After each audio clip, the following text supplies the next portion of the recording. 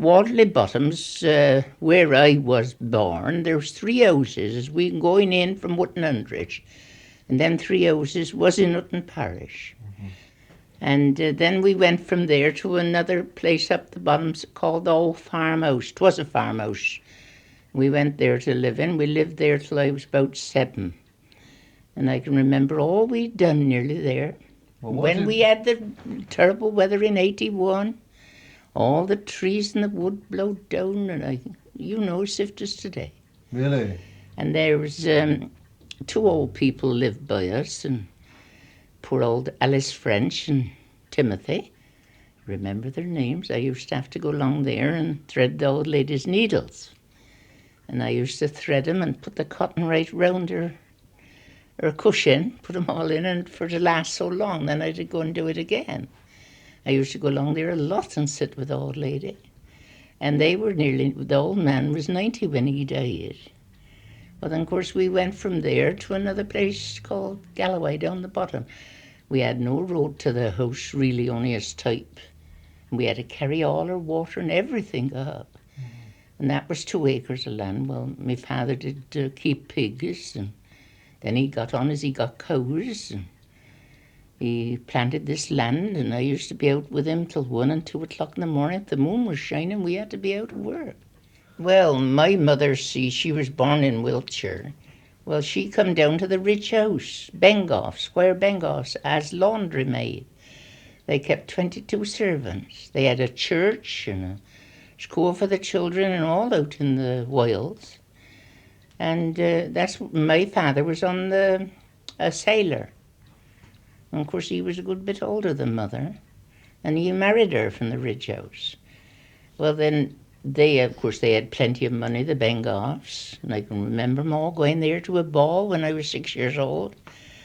And they did, when people had nothing, because of course you had to live, perhaps 11 or 12 children on the ice was 12 shillings a week. Well, how did you live? I can't think now. And they did give us the scraps. You had to go up there with a basket, one day and one another, poor people all round. And sometimes you'd get a whole pheasant or fowls. And, lovely dripping. Oh, beautiful dripping. Of course, they did cook some joints in them days, didn't they? Well, then that's how the poor people lived. There was the pack, what they call the pack. When the babies was born, you did go and borrow the pack. So there was so many nappies for the babies, look, and their night dresses and back flans. Of course, they did have different in them days. Well, then, if you hadn't had the money to buy the clothes, which you couldn't do it in them days, you could go and borrow the pack. And you did have that for a month.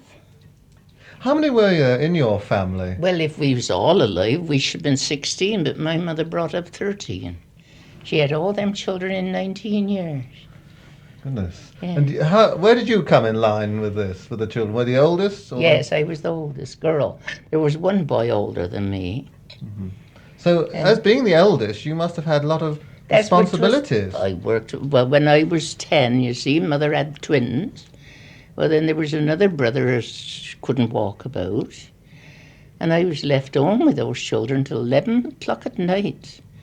Well, Mother was out, she'd go market gardening, look. And when she'd go to Dursley of a Saturday, it was late before she could finish and get home, because it was late before she could start. There was a lot of children, not only we. In those days, I should like for them to know, that you could go round and gather snails. Would you believe that? No. Well, they did have these snails, and all round the hedges down there, the fields is drier, look. And you could get under a nuts towel, you'd get a hook, and hook these snails a quarter measure out of one stowel. Well, everything in them days was measured by the gallon. A quart of potatoes, and around, I don't know whether you've seen them, just the measures, the quarter measure, you did old £7, and then there was the half a quart and the quart. And you did get about 8p. You might get a shilling for a gallon of the snails. Well, then children could earn coppers at that, but you couldn't spend them on sweets. because your mother wanted them for bread and different things. It had to be spent in those. Of course, we had to make everything. My mother was a good in it, and Eli always was, because of course you had to be.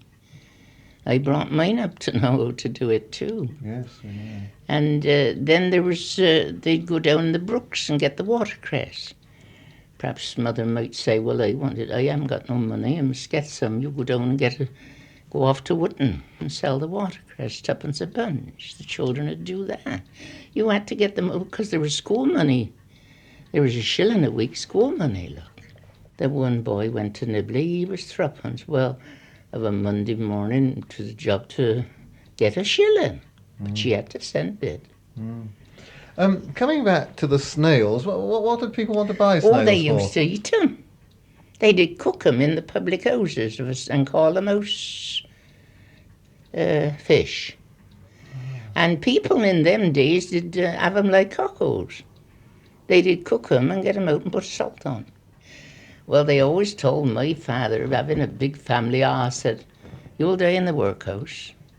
That'll be your end. So father did always say, I never shall die in the workhouse if I got my health and strength. But now he never would have a charity. When the old age pension come, he said he wasn't going to have it because there's charity. But anyway, Peters, Lord Sardin Stewart got it for him, maiden have it. He had 3 shillings a week, I think, because he was a smallholder. He couldn't have it. You had to go in the work. And here's another thing. If you was had anything off the parish and you wanted your vote, you couldn't have your vote till you'd paid that back. So people in them days, of course, they used to think a lot of their votes. And they did pay back. There was a man down by where we lived, Phil Potts his name was. He had some when his wife was ill in bed, and when come voting time he found he couldn't have his vote, and he paid the money back, what he'd had, and to have his vote. If you went into the workhouse, you had to go in, man and wife separate, look. And by the farmers and all, they'd come to the workhouse, look, and had to go into the Dursley workhouse. Well, of course, my father did go to work down on the farm all day and come home at night. And then if it was a moonlight night, of course, he had an acre of ground planted to wheat. Well, that acre of wheat did keep we in bread, you see, to grow the wheat for bread. And then the other acre was planted to potatoes, strawberries and kidney beans and all things like that, first for my mother to sell. Well, then he had to keep some pigs to have the manure to put on the ground. And at moonlight of a night, I used to have to lead the donkey free to wheel the bar up the ground because it's a stable and put this manure on.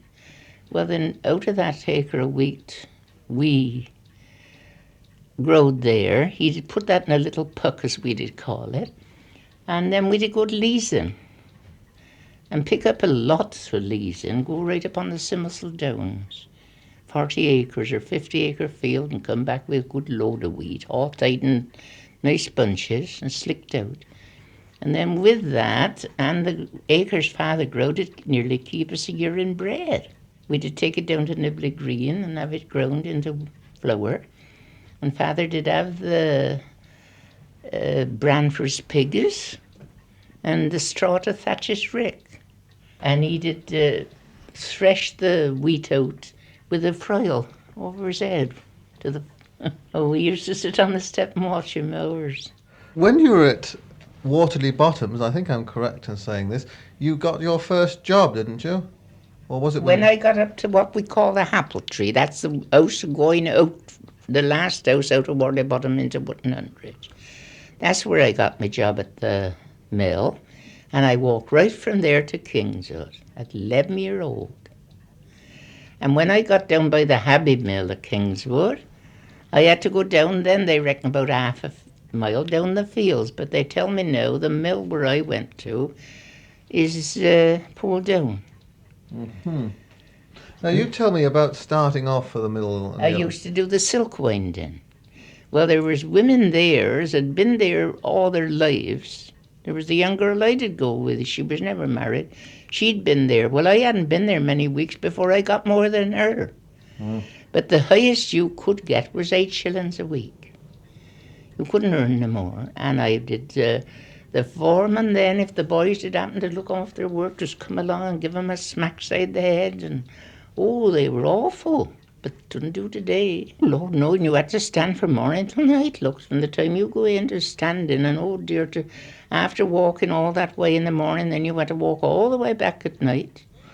I did get up every morning about 4 o'clock to get ready to go there, because we had to be there by 6. By 6? And when did you Yes. finish? At 6 at night.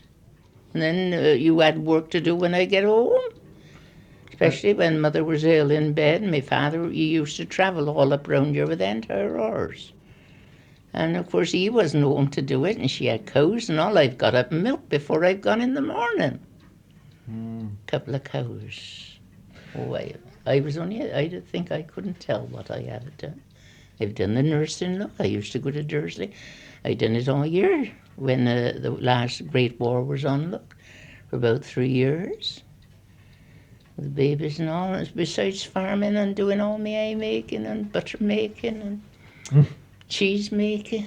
For the cheese making, we used to go upon the farm. I did go down to where my father was, and we had to help milk in the summer when they were busy hay making. I and my sister did do the milking. Well, I think it was about 15 cows we did milk. Well, they did put the night's milk in the one vat. In the morning, we did take the morning's milk in. Then the night's milk was skimmed, and there was and then after you'd skimmed it, and you did put some rennet in it to turn it into cheese. Well, then that'd all go curdy. But we did put the morning's milk in with the night's, then half skim and half new, you see, and then they'd make one lot of butter out the nights, and then the other they didn't put full cream. Well, then they had it all in the bottom of these vats, and they did pull the cork out, and all the way it'd run out, and leave the cheese in the vats. Well, then you did put that out in the round things and under the press, in muslins, and then press it, you see, and that had to bide in there about 24 hours, and about 10 days, I think. We had great long shells then. All these little round cheeses was put up to dry, and we had to turn them every day. It was a lot of, but you could go to the farm and get the whey butter, because on this whey, as had been in this vat, in this cheese, was skimmed again. There was so much fat on it, and they did make the whey butter, but that did taste like cheesy, look, as it had been in. But you could get that for 6pence a pound. I mean, that did do for wee children, you see. But then you couldn't afford it if you gave 6pence out of 12 shillings a week, 6pence for cheese and 6pence for bacon, 2pence halfpenny for sugar and 4pence halfpenny for bread. Well, what could you buy for a lot? Pair of shoes you wanted every week. Somebody was bound to work. But my father worked hard with his garden and got it, you see, and made the money. Kept pigs. That one January, we had a very sharp January, and he lost nearly all his pigs. Got him froze to death. Oh dear, I can remember him saying, oh dear, I should be ruined, but he got on. Oh yes, the apple tree here, see, was a smallholding, and he worked hard and got it up. Well then, the Larford Sergeant steward was very fond of my father, because he said it was a good workman, and he let him have a lot more land. But the farmer didn't want my father to have it, and Larford Sergeant steward said to him, Peters, he said, if you don't give it up and let him have it, he said, you can give up the Dell farm. And Larford Sergeant had it put in the paper, in the Dursley Gazette, that he was the best man on the place, the best workman, and told him as to show some of the big uns up. Oh, well What done. he got off of his small old, he was a good edger, good thatcher, worked hard, he did. What was he like as a father to you, as a family? Oh, good father we had. Never beat us in his life. Never, he threatened, but that was all. We had to fetch water from the spring. We had a well close to the door. And he wasn't not so far from the door, from that table, the deep well. And when they put the water on at Buttonundridge, we lost all our water. And we had to go down into a spring in the field to fetch this water. Sometimes my mother did say to one of them, go and fetch a bucket of water. And then he'd say, well, I fetched the last, let our Harry do it, or let our... Our mother used to go, drat you, if you don't go, they was gone and out of sight before you could look round.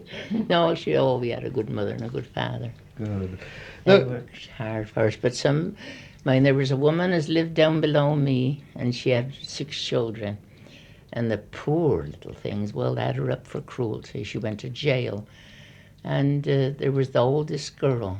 She used to come up when she had nothing to eat, stand by a tree out in front of my door, and used to sing, blow the fire, blacksmith, make a pretty light. All young ladies sit for tonight. White shoes and stockings, white curly hair, raffle round her neck and her shirt to wear, and 'twas true. She used to sing that for us to get a bit of bread. I used to take her out a bit of dinner, and her was always coming up there singing this. I'd often think of it. poor wee mite. Terrible. Yeah. Can you remember any other songs that were Oh, the popular? ones when the frapes they used to be over on a bank opposite way, right over. Their mother used to go off to Wottonundridge and get drunk, and the father and come home and fight and quarrel and come over for my father to go over, but he never would. And so these girls, there were 4 or 5 of them, and 3 boys, I think 'twas. And they used to get out on the bank while their mother was away singing, and I can remember the one they used to sing, cheer up my laddie and don't sob and cry, your father's a soldier, he'll be back by and by. I can remember as well as today hearing them sing that song. We had to go to Sunday school, church at night. Oh, her sister used to go about preaching, looking at chapels and all in them days. Oh, we was brought up like that. She'd always read the Bible to us every night. Now, how old were you when you were married? I then? was married at 18, but I was 19 in August, as I was married in April, Yes. 13th of April. Now, where was your first home when you were married? White Way, top of White Way Hill. Ah, yes. Oh, I loved it up there. I'd have went back if I could, 'cause it's so quiet. I had neighbours down in the bottom, my cousins and like that, but I had nobody. Well, I went down into Ewley to live in April. My husband had a house left down there. And I was shifting back when I come up here to living, because I didn't like it down there. One neighbour had come to the door talking, another. And I'd lived up there so quiet for 11 years, I said, I'm going back. And I'd started going back when I come up here. Yes. What was your husband's job when you married him? Well, he did do most anything. He'd always been, I wasn't a mucher. I had a bad husband. Ah. Really drunkard and never worked. I had to work, look, mostly. I've had a hard life. Difficult times then. How many children did you have yourself? I'd had 5, but I lost 3. I lost 2 in 6 months. Now, after some time, you moved down to a place called Puck Mill on the old Thames. Down here. On the old Thames and Severn Yeah, Canal. that's how I come up here. It was advertised in the Dursley paper for £12 a year. That was the pub and 9 acres of land. So my husband come down, he said, I'm going up there and have a look at that, because I said, that's cheap enough. So I said, well, I don't want to go up there, because I didn't want a pub, because he'd been brought up in one looking at it. But anyway, I come up and had a look at it, and we going back at night, I bought a little pony and get £20 for him, and hadn't used in about a week, and he died of going back. Oh, dear. So that was a bit of bad luck. But anyway, I come up here to live in, and when I come here, I had £5 to start with. And, of course, I did work. I did do anything. And we got on. I bought all the land all up the bottom. Of course, I sold it about 7 or 8 years ago, more than that, Mike. Mm-hmm. And when they closed the pub, I bought the house and all, look. Mm-hmm. When I come there first, the canal was in working order. Well, they'd done the canal outside, and there was a whole lot of men a working there and out in the pound. Well, of course, they done away with that no sooner than done. They laid out thousands of pounds on it. And 'twas Sir John Darrington has had it done. Well, they did come there Sundays, go up in the common and pick nuts. You don't see 'em do it today. Come back there with loads of nuts and shell 'em in the kitchen. And they'd have the kitchen all covered with shells off the nuts, the hoods. And well, of course, we didn't say nothing because you wanted the trade. And well, then there was there drinking, and one would say, bring us in a quart. And 'twas straight quarts in them days. And straight pints, the crackery ware, pints and quarts, not glass. And then if the one wasn't empty, whoa, tip that drop out, it'd go on the table and run along the floor, and the stones was wore down in deep like that. It was white stones, and we'd gone in and out the cellar so many years, there was a good dimp, and there was all full of beer. When they didn't think nothing of buying a quart, and just put it round and in the glasses. Some did have the straight quart, and some the other quarts, look. Well, then, of course, some of them was pretty well up the pole when they did go. Really, the ale in them days was better than what the best beer is today. Stronger. What do they call you? I mean, they must have said, did they say Mrs. or what? What do they call you? Oh, Mrs. always. Yes, yes. Well, I never was one. Like, I never call nobody by their name. Not always say Mrs. or Mr. because my father'd always make us. Would you like to tell me all you can about cooking, old-type cooking? Well, about, of course, years ago, we had them old-fashioned, as you know, the big old-fashioned fireplaces. Well, my mother had one in the back kitchen. That was the farmhouse where she lived up till she finished. And they'd have a stool in there, and in there, as the boys could sit, and one would say, oh, Mother, can I sit in the corner tonight to have a warm? And they could sit right in there in the good fire. And then there'd be a baking oven where we did bake the bread in here. And we had to cook on this fireplace. Well, we used to have them great big iron kettles and the iron pots, 4 gallons. Well, you'd have a chain hanging up the chimney. There's always a bar through the chimney. And you'd have a chain hanging on that bar with a hook on. Well, you had to hook your pot on there out the way of the kettle, because you couldn't put your pot on and the kettle unless you had off hobs, because we only had the one fireplace. We did put the taters in the net and the cabbage in the net, or if you was cooking 2 or 3 vegetables, there's all put in cabbage nets, we did call them. And you had to perhaps make a suety pudding or like that. You did put that in the pot with it. Well, then you had your kettle boiling down here, and you had the pot hung up, purpose because we only had the one fireplace. Well, if you was roasting meat, you had to roast the meat in front of the fire, hanging, fowl or whatever you was roasting. You did hang that up if you couldn't get it in a trippet, but some of the trippets was big. You get a trippet, and you'd have a parting in the middle on it, and you'd have hooks along where you could hook the meat on. You could hook the rashers of bacon on, and you did putting in front of the fire on a trippet, and then turn this thing in the middle over. When you didn't want to, you hadn't had to shift your meat. You did simply turn it round, see? Mm-hmm. Now you say a trippet. What? But the trippet we did hang on the bars and stand it on the trippet in this thing as you could turn over. Was bacon popular? Oh yes, most people did kill a pig at home. We nearly always had a pig hung up, look. And then you did have 'em fat. My mother put a pound of rice in a pot or a saucepan and a drop of water with it, and then some milk. We did have a lot of boiled rice, because that was the cheapest you could get. You could get rice then for 3 halfpence a pound. Well, if we put a pound in the pot, look, that'd make a lot of food. Boiled rice or sorted dumps or curny dump was a lot. But my father, he would have put in for Sunday, a sorted dump or apple tart, or make a great big apple tart in a tin like this. For because we were such a lot of us. What was it? I'll tell you what we used to have. Of course, Mother had a cows, and Well, after we got on, we used to go and get some cream and put that, if we hadn't had no butter nor nothing else, we'd put that on our bread and cover it with sugar. We did like that. And then we've had many a time cooked taters and white sauce with milk, and I'm ever so fond of that. Boiled bacon and white sauce. Yes. Well, we did have all plain food, and we do now. We have plenty, but I don't believe in none of the messes. And after lunch, do you have a little bit of a nap, perhaps? Yes, I do, because I got to by the doctor, his order. Sometimes I didn't yesterday. No.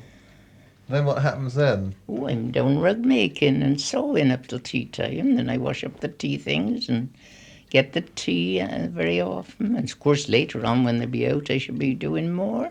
Yes. If I live them well. Now, you mentioned rug making. Now, this has been a great thing for you, hasn't it, rug making? Ever since I've been married. And stockings. In between, I got a rug going. I'm never idle. Never. And how many rugs do you think you've made? Oh, I bet I made 1,000, I'm sure too. That's nothing, can't be. Because there's all the grandchildren that have kept coming to me. There's two now said, oh, I should like a rug. And I did give them to him. Stair carpets I've made, look, for him. There's one up here now, got a lovely stair carpet and all. I made her when she was married. That's what to keep anybody going. Else to die years ago.